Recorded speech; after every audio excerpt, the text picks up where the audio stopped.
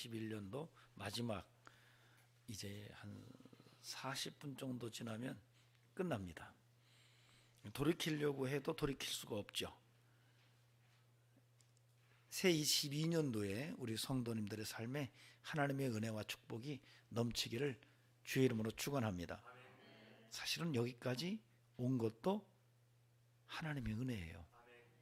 이렇게 숨쉬고 하나님 앞에 예배를 드리고 이렇게 나와 있다는 이 자체만으로도 영광을 돌리지 않을 수가 없어요. 이거 영광입니다. 그래서 우리 모두가 영광의 박수로 하나님께 영광을 돌립시다. 이렇게 존재하는 자체가 귀한 거예요. 뭘 더 바란다면 더 큰 영광이죠. 이렇게 와 있는 자체, 이렇게 얼굴을 대할 수 있는, 이렇게 호흡하고 숨쉬면서 하나님께 송구영신 예배를 드릴 수 있는 이 자체, 그 자체가 감사요 귀한 겁니다. 오늘 그 은혜가 여러분에게 충만케 되기를 소망합니다. 여러분, 사무엘상 7장 12절에 보면 사무엘이 돌을 취하여 미스바와 센 사이에 세워 이르되 여호와께서 여기까지 우리를 도우셨다 하고 그 이름을 에벤에셀이라 하니라 라는 말씀을 읽을 수가 있습니다. 이 말씀은 이스라엘 백성들이 블레셋과의 전쟁에서 승리한 후에 사무엘이 바로 미스바와 센 사이에 돌을 하나 세웠어요. 이 돌을 에벤에셀이다 그렇게 칭했습니다. 이게 도움의 돌이라는 의미예요. 즉 다시 말하면 하나님이 도와서 이겼다라고 고백을 한 거예요.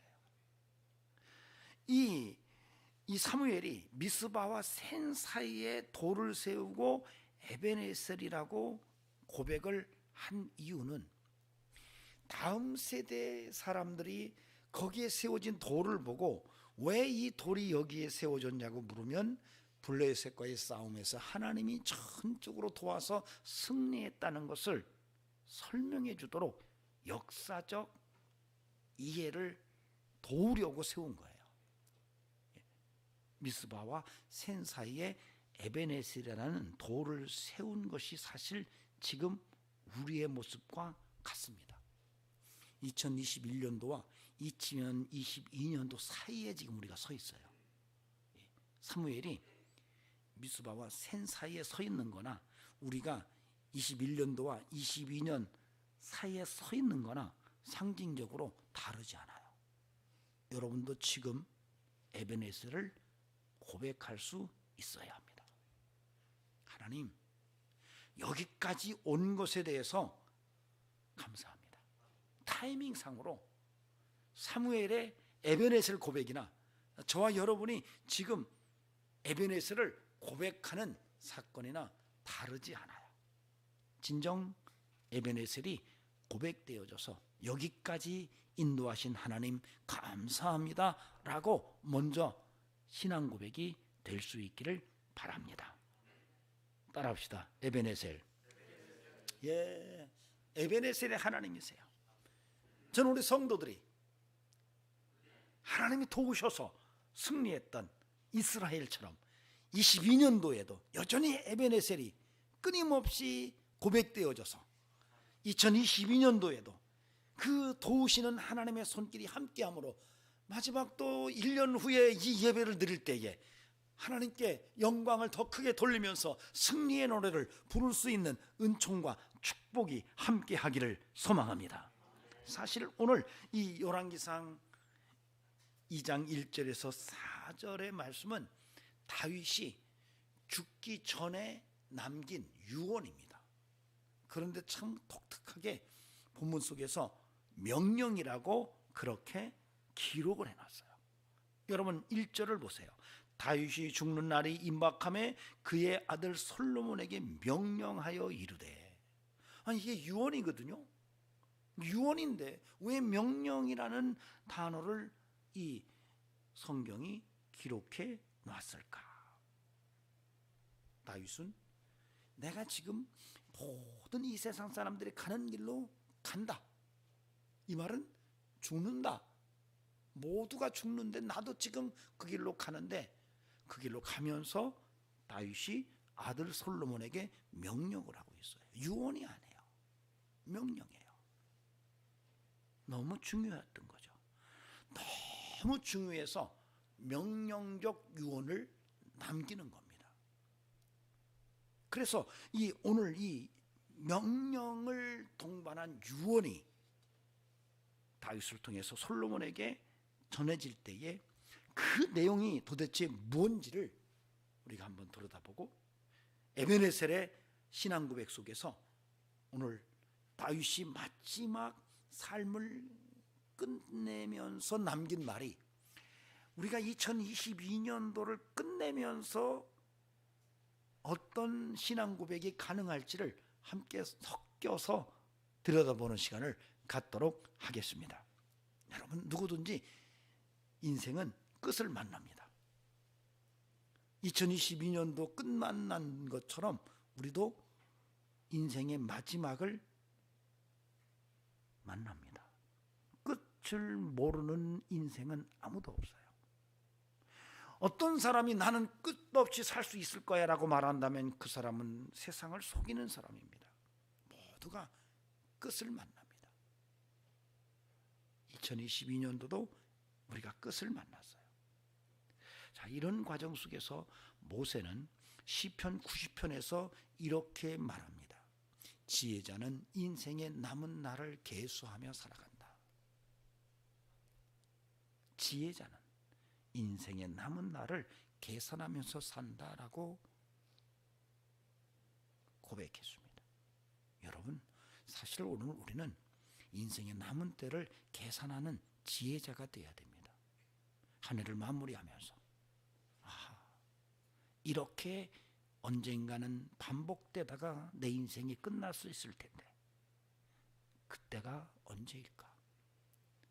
한 번쯤은 그것을 계산하면서 인생을 살아야 될 필요가 있다는 것입니다. 왜냐하면 우리가 인생을 살아갈 때 봄, 여름, 가을, 겨울이 오는 것을 알아요.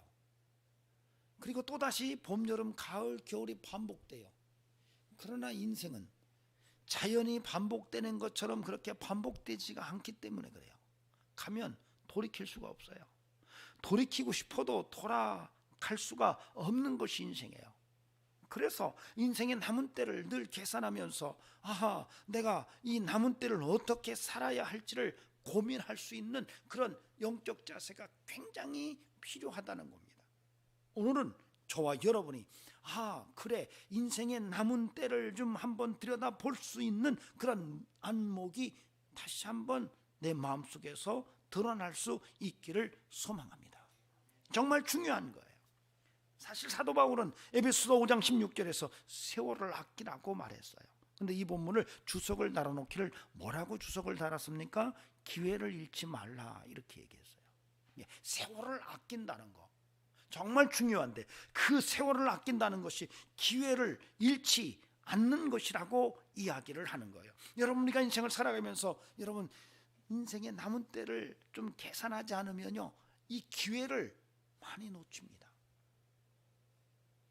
우리가 흔히 유행가 가사처럼 있을 때 잘해 이런 얘기 하잖아요. 제가 아주 오래전에 어떤 목사님의 이야기를 들은 적이 있어요. 시골에서 목회를 하는데 어느 날 성도 한 분이 등록을 하셨는데 정말 찬양을 잘하더래요. 그래서 부탁을 했대요. 자매님, 기회가 주어지는 대로 우리 교회 성가대를 좀 맡아달라고. 너무 찬양을 아름답게 잘하더래요. 알고 보니까 시골에 그렇게 전공을 한 그런 그 찬양자가 없는데 전공까지 했더래요. 근데 이 집사님이 못하겠다 그러더래요. 이게 참 마음이 무거웠는데 몇 해가 지났는데 어느 날 목사님 목양실로 들어와서 목사님 기도 좀 해달라고 하더래요. 그래서 왜 그럽니까 했더니 목사님 제가 목소리를 잃어버렸어요 그러더래요. 말은 하는데 노래를 하려면 목소리가 안 나온다고 하더래요. 그 아름다운 목소리를 완전히 잃어버리고 목소리 다시 회복시켜달라고 기도 부탁을 하더래요. 기도는 해줬지만 그 목사님 뭐라고 말씀하시냐면 할 수 있을 때 하지, 이런 마음이 들더래요. 그때 할 수 있을 때 하지. 그 목소리, 아름다운 목소리를 잃어버린 후에야 하겠다고 들어오는 그분의 마음을 보면서 많이 아팠다 그러더라고요. 여러분, 우리가 기회를 잃지 않는 영성이 있기를 간절히 바랍니다.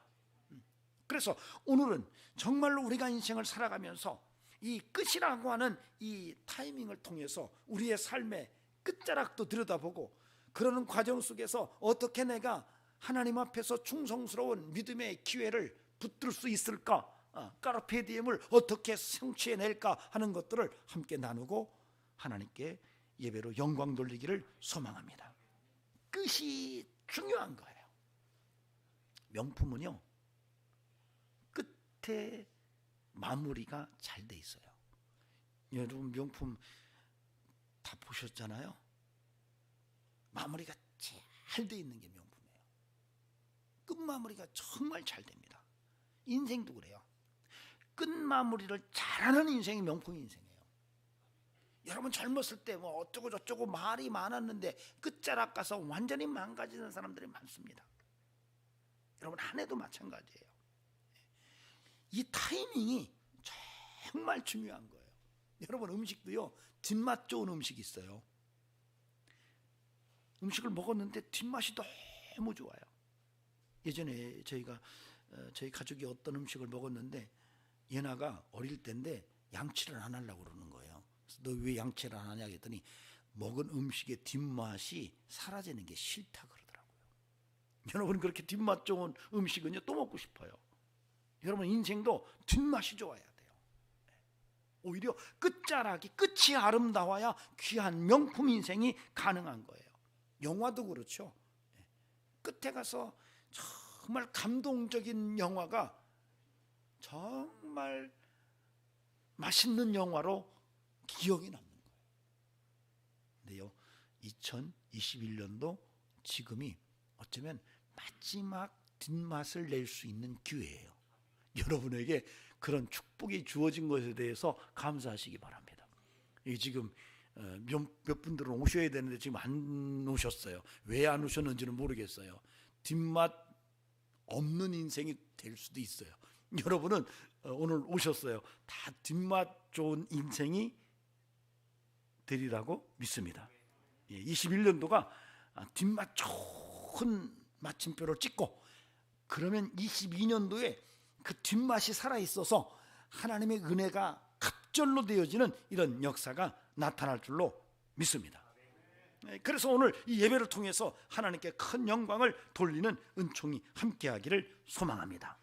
여러분 우리가 인생을 살아가면서 육신의 남은 때를 어떻게 살아갈지를 늘 고민하면서 하나님 앞에서 정말 어떤 사건이 있을 때마다 끝자락에서 정말 제대로 점을 찍을 수 있는 이런 영적인 성도가 되어야 됩니다. 2021년도 마지막 오늘 예배를 통해서 점을 찍어야 여러분 2022년도가 뒷맛 좋은 인생으로 다시 살아날 수 있다는 것이 다시 우리 속에서 확인될 수 있어야 될 겁니다. 오늘 이 열왕기상 2장 1절에서 4절을 통해서 그런 인생을 어떻게 가능하게 할 것인지를 함께 나누는 시간을 갖겠습니다.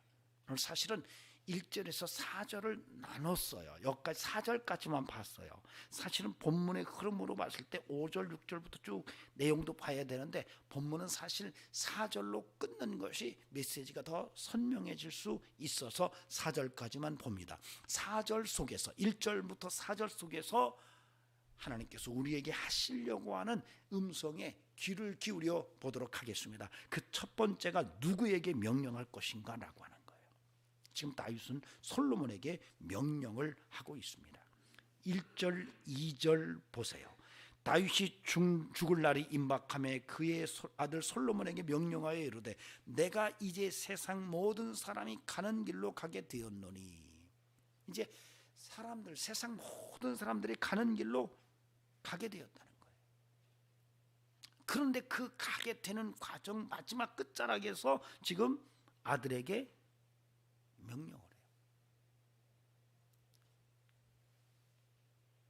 여러분 다윗이 마지막 죽음을 앞두고 아들에게 명령하는 이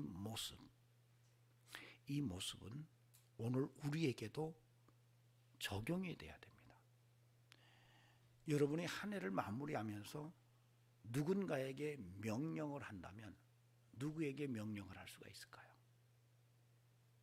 여러분, 한 해를 살고 나서 뭔 말을 해야 돼요?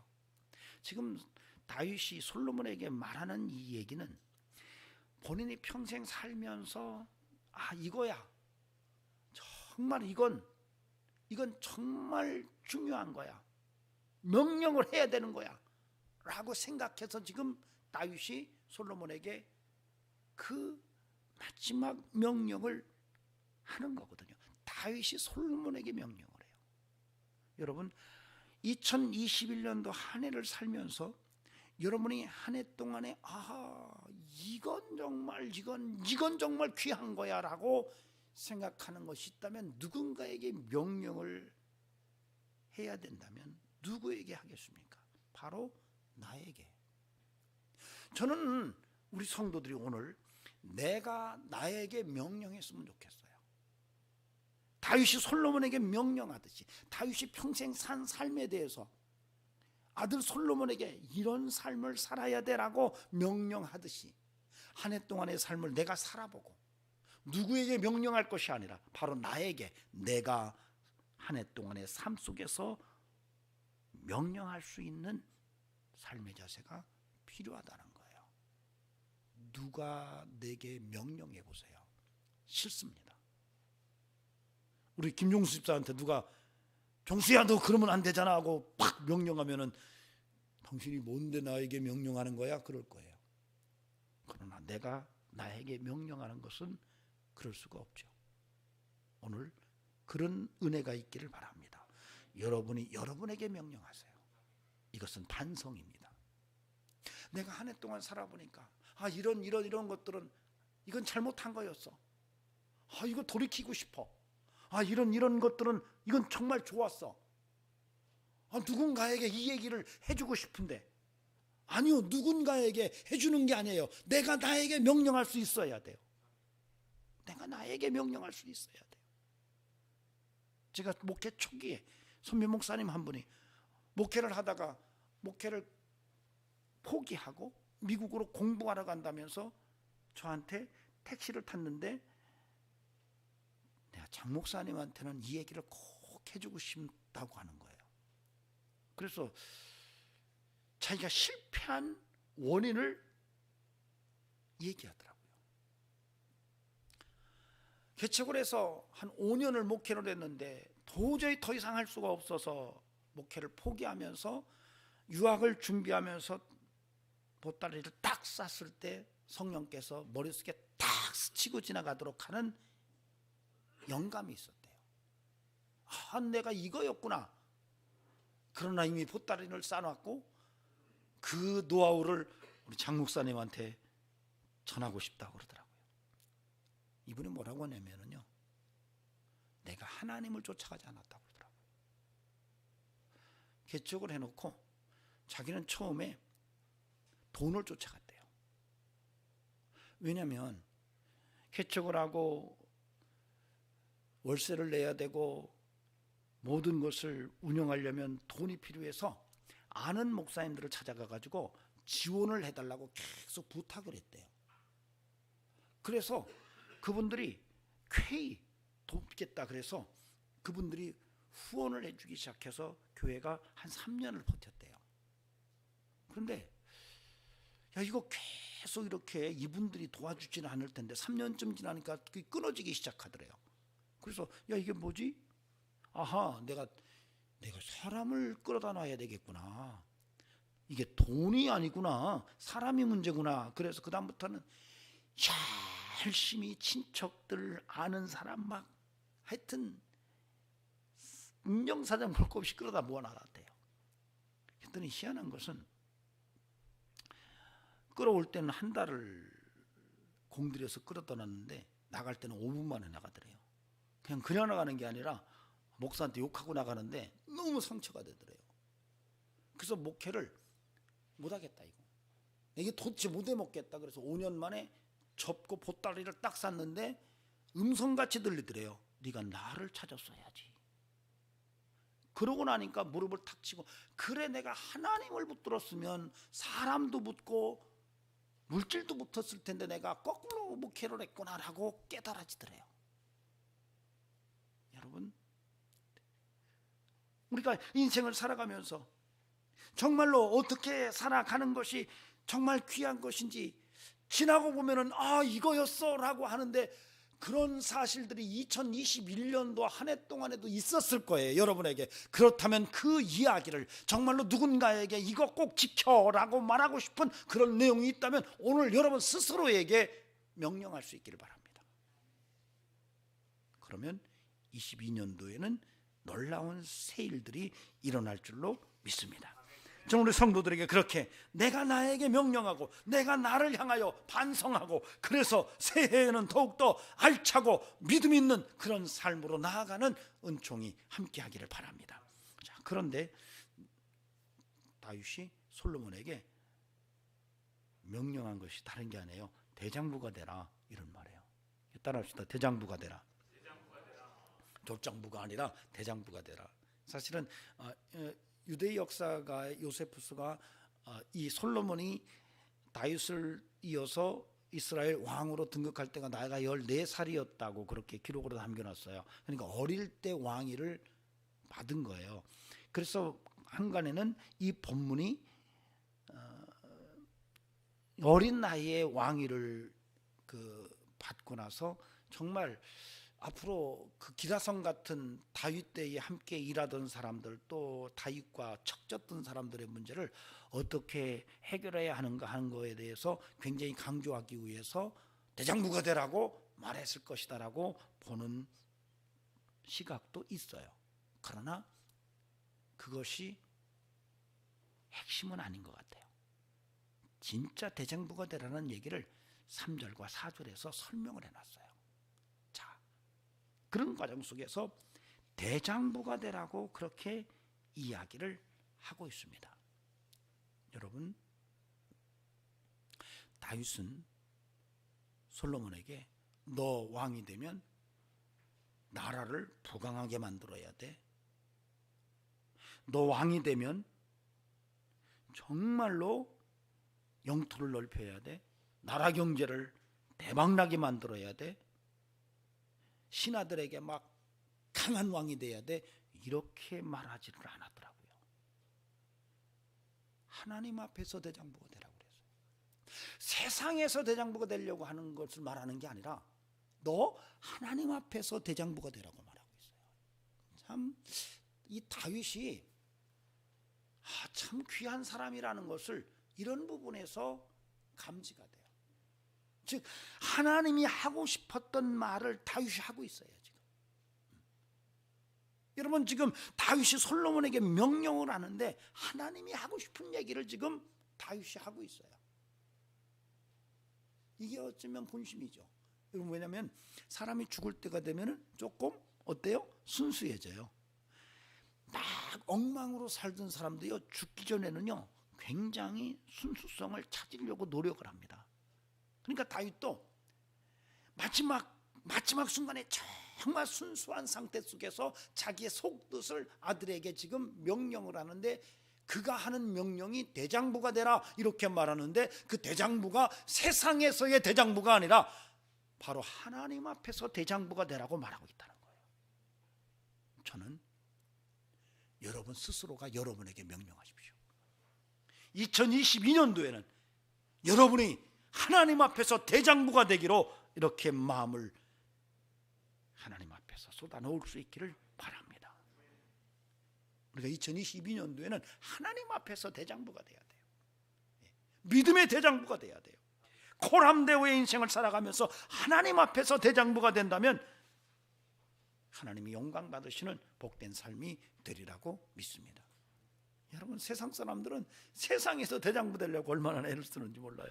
요즘에 대통령 선거를 보니까 다 그렇더라고요. 큰 소리 치려고 대장부, 세상에서의 대장부가 되려고 하는데, 여러분, 하나님은 하나님 앞에서 대장부가 되기를 원하십니다. 내년에는 저와 여러분이 하나님 앞에서 대장부가 됩시다. 아멘. 여러분에게 여러분 스스로가 이제는 명령하세요. 그래요 주님, 제가 2021년도에는 하나님 앞에서 대장부가 되지를 못했습니다. 이제는 22년도에는 정말 하나님 앞에서 대장부가 되겠습니다 하고 명령하고 반성하고 새해를 향하여 힘있게 나아가는 하나님의 백성 될 수 있기를 간곡히 부탁을 드립니다. 3절 4절에서 그 대장부의 삶이 무엇인지를 설명하라고 있어요. 내 하나님 여호와의 명령을 지켜 그 길로 행하여 그 법률과 계명과 율례와 증거를 모세의 율법에 기록된 대로 지키라. 그리하면 네가 무엇을 하든지 어디로 가든지 형통할지라. 여호와께서 내 일에 대하여 말씀하시기를 만일 내 자손이 그들의 길을 삼가 마음을 다하고 성품을 다하여 진실이 내 앞에서 행하면 이스라엘 왕 위에 오를 사람이 내게서 끊어지지 아니라 하리라 하신 말씀을 확실히 이루게 하시리라. 다른 말이 아니에요. 다윗은 형통의 비결을 알았어요. 인생을 살아오면서 어떻게 사는 게 형통이라는 것을 다윗은 경험적으로 알았어요. 그래서 어린 아들에게 왕위를 넘겨주면서 그 형통의 비결을 함께 지금 알려주는 거예요. 그것도 명령하는 거예요. 너 정말로 하나님 앞에서 대장부가 되라. 근데 그 삶이 뭔지를 네가 아느냐? 하나님 말씀대로만 살면 너는 형통할 것이다. 이렇게 얘기해요. 마음을 다하고 성품을 다하여 대장부가 되라는 거예요. 전 우리 성도들이 2022년도에는 이렇게 마음을 다하고 성품을 다해서 최선을 다해서 하나님 앞에서 대장부로 살아가는 은총이 있기를 바랍니다. 여러분, 대장부, 하나님 앞에서 믿음의 대장부가 될 수 있기를 바랍니다. 하나님의 말씀을 지키며 그 말씀을 붙들고 사는 데 있어서 정말로 대장부가 될 수 있는 그런 은총이 우리 성도들의 삶 속에 드러나기를 바랍니다. 형통할 거예요. 바울은 그리스도인의 삶에 대해서 이전 것은 지나갔으니 보라 새 것이 되었도다라고 말합니다. 이제 이전 것은 지나갔어요. 21년도 지나갔습니다. 이제 새 것이 돼야 돼요. 2022년도에 새 것이 될 수 있기를 바랍니다. 그 새 것이 어떻게 될 수 있을 것인가? 여러분, 대장부로 새롭게 태어날 수 있기를 바랍니다. 하나님 앞에서 믿음으로 사는, 말씀대로 순종하고 사는 정말로 최선의 코람데오의 인생을 사는 일에 새로운 재창조가 오늘 이 송구유성 예배를 통해서 나타나기를 주의 이름으로 축원합니다. 기도하시겠습니다. 존귀하신 하나님, 힘써 대장부가 되라고 명령했던 다윗의 그 간곡한 소원이 오늘 우리에게 다시 들려옵니다. 아버지 하나님, 2022년도에 우리가 하나님 앞에서 대장부가 되기를 원합니다. 하나님 말씀대로 살아가는 일에 장부가 될 수 있도록 은혜를 허락해 주옵소서.